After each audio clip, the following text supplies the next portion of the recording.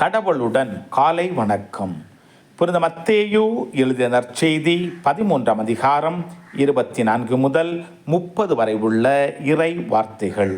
அக்காலத்தில் இயேசு இவர்களுக்கு எடுத்துரைத்த வேறு ஓர் உவமை விண்ணரசை பின்வரும் நிகழ்ச்சிக்கு ஒப்பிடலாம். ஒருவர் தம் வயலில் நல்ல விதைகளை விதைத்தார். அவருடைய ஆட்கள் தூங்கும்போது அவருடைய பகைவன் வந்து கோதுமைகளுக்கிடையே களைகளை விதைத்துவிட்டு போய்விட்டான். பயிர் வளர்ந்து கதிர் விட்டபோது களைகளும் காணப்பட்டன.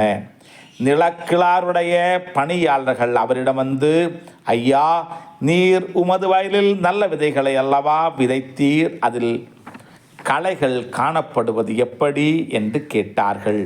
அதற்கு அவர், இது பகைவனுடைய வேலை என்றார். உடனே பணியாளர்கள் அவரிடம், நாங்கள் போய் அவற்றை பறித்து கொண்டு வரலாமா, உன் விருப்பம் என்ன என்று கேட்டார்கள்.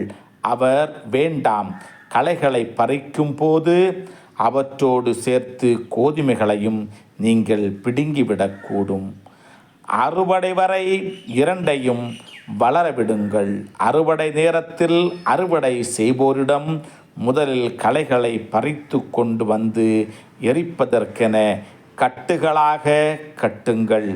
கோதுமைகளையோ என் களஞ்சியத்தில் சேர்த்து வையுங்கள் என்று கூறுவேன் என்றார். கிறிஸ்துவின் நற்செய்தி. இந்த நாள் இனிய நாளாக அமைய வாழ்த்துக்கள். பல பல பல புதுமைகள், பெருமைகள், இனிமைகள் இறங்கிய நல்ல நாள், ஒரு நல்ல நாள், நம் தேவன் தந்த நாள். இது நல்ல நாள், ஒரு நல்ல நாள், நம் தேவன் தந்த